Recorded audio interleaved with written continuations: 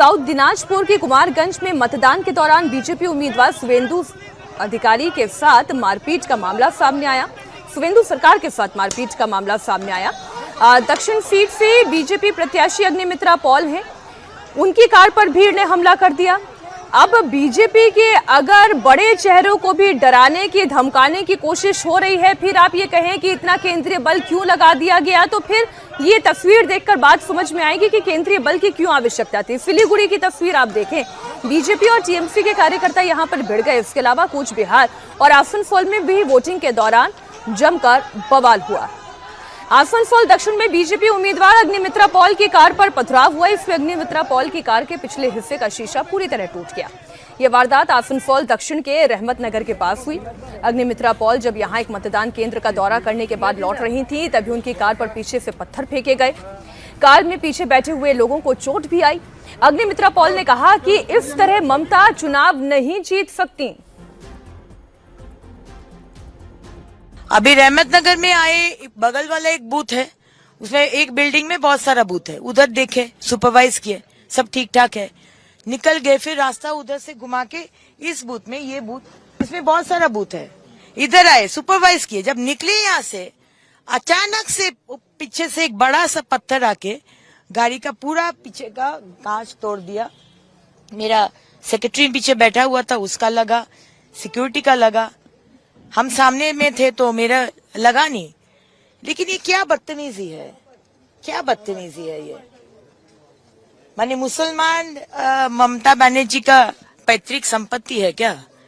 भाजपा उनसे मिल नहीं सकते, उनको वोट नहीं मांग सकते, उनके लिए काम नहीं कर सकते, ये नहीं चलेगा ममता बनर्जी। किन लोगों ने पथराव किया, क्या जानकारी मिली है? शेखू और शब्बीर, ये टीएमसी के पाला हुआ गुंडा है। हमारे पास जो खबर है, ये पुलिस देखेगा, सेंट्रल फोर्स देखेगा। इससे पहले आसनसोल में बीजेपी उम्मीदवार अग्निमित्रा पॉल की गाड़ी पुलिस ने रोक दी। इसके बाद बीजेपी उम्मीदवार की पुलिस अधिकारियों के साथ भी तीखी बहस हुई। पुलिस अधिकारियों का कहना यह था कि चुनाव आयोग के नियम के मुताबिक किसी भी प्रत्याशी के साथ 3 से ज्यादा गाड़ियां नहीं हो सकती। वहीं बीजेपी उम्मीदवार का कहना यह है कि उनके साथ में केवल 2 गाड़ियां थी।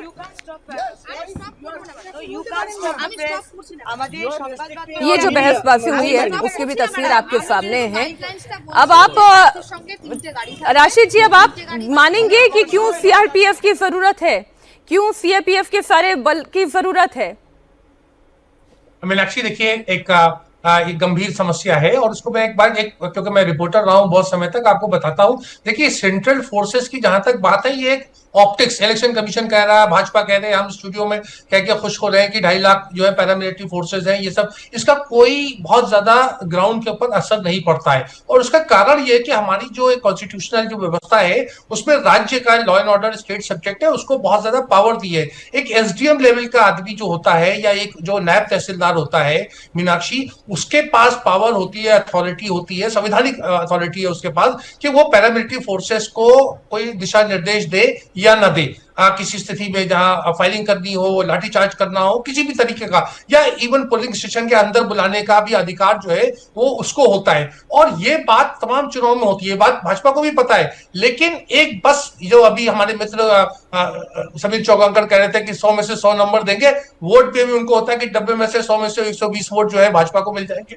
अब ऐसी अगर मनोस्थिति है तो उसका कोई इलाज नहीं है। चुनाव देखिए एक तरीके से होता है, और चुनाव का जो एक हमारे यहाँ व्यवस्था है, और वो व्यवस्था ठीक नहीं है, मैं ये बात मानता हूं, लेकिन उसी हिसाब से हर जगह चुनाव होगा। पैसे की रेलपेल होती है, ये भी आप जानती है, जो जोर जबरदस्ती का माहौल होता है वो भी होता है, जो जिस तरीके का जो डिस्ट्रिक्ट एडमिनिस्ट्रेशन का दुरुपयोग होता है मुझे वो भी होता है। जवाब दें, जोर जबरदस्ती का माहौल है, डर का माहौल है, तो इस डर के माहौल को खत्म करने के लिए कोई भी एजेंसी क्या कर सकती है?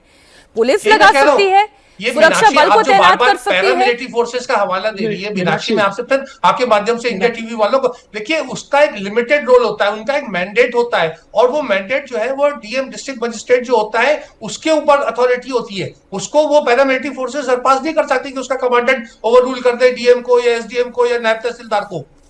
ये आपको व्यवस्था समझनी होगी। समीर जी, आप एक रिस्पॉन्ड दे दें, उसके बाद फिर मैं एक और तस्वीर मुर्शिदाबाद के सामने रखना चाहती हूँ। समीर जी।